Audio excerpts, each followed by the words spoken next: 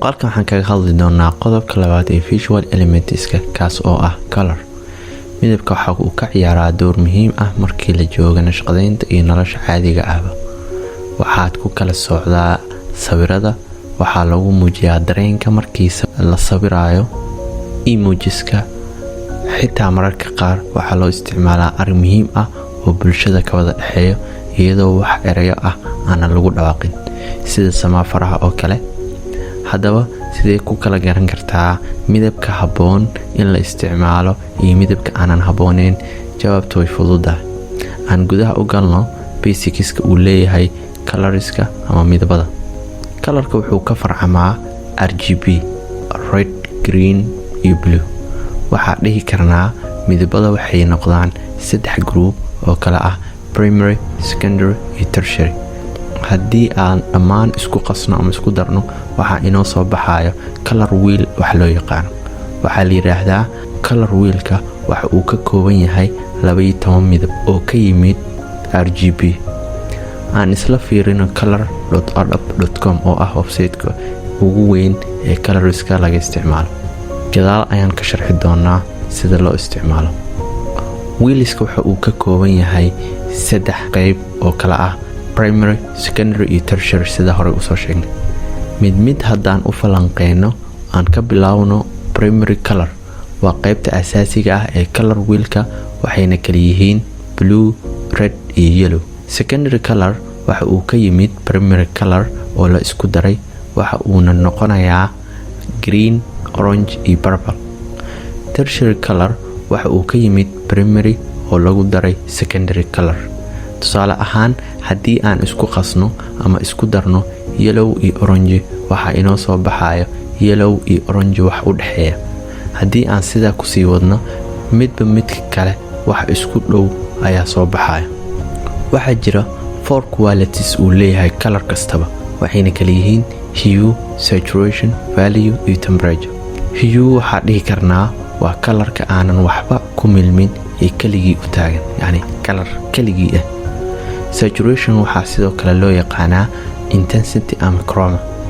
waxa uuna sheegaa midabka sida ay isugu milmaan. waxaana kasii farcami kara desaturated color oo ah midabkaas inoo muuqda, iyo saturated oo ah midab adag oo aan wax milan ah ku jirin. value waxa uu inoo sheegayaa hadba sida uu yahay colorka, dark ama light. waxaa ka dhex abuuri karnaa shade iyada oo aan ku dareyno black sida midabkaas kore oo kale, ama tint ayaa ka sameyn karnaa iyada oo aan ku dareyno white. sidoo kale waxaa kasii sameyn karnaa tone inagoo ku dareyno midab grey ah. ugu dambeyn aan u gudubno temperature. color wheelka waxaa loo kala jibiyaa ama loo kala jibin karaa 2 qayb oo waaweyn oo kala ah warm iyo cool color.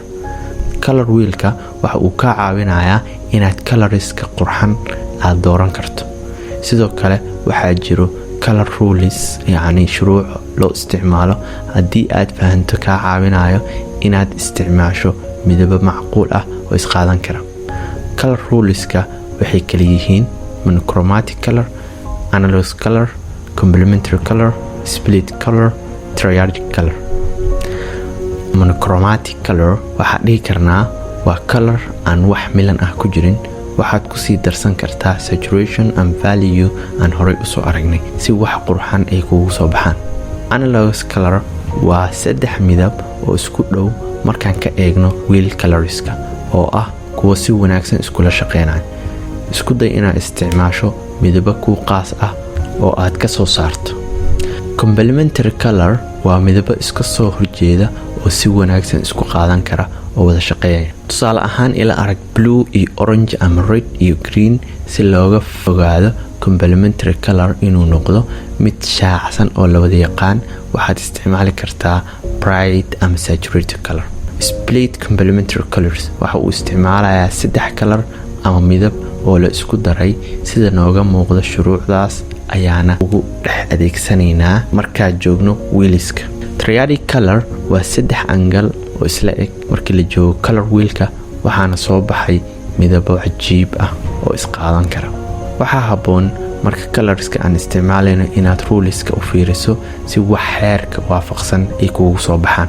waxaa jira midabo la isticmaali karo oo isqaadan kara iyo kuwa aanan la isugu talagelin in la isla isticmaalo.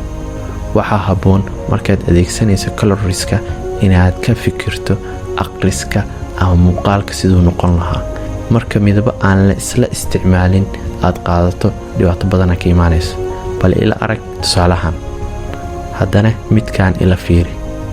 dabcan kii hore wuxuu ahaa mid indhaha dhibsanayo ama qofka indhihiisa aan u wanaagsaneyn aqrintiisa marka uu wax aqrinayo, halka midkaan uu yahay mid isqaadan kara oo indhaha kugu qaboobayaan marka aqrinayso ama u bogaysid. color kastaba ama midab kasta waxa uu sidaa fariin. bal tusaalahan ila eeg. waxaa la yiraahdaa midab kastaba qolo gaar ah ayaa isticmaashay, yacni wax gaar ah loo isticmaalaa. inkastoo midabada qaar la isla adeegsado, waxaan rajaynayaa inaad wax uun ka faa'iiday.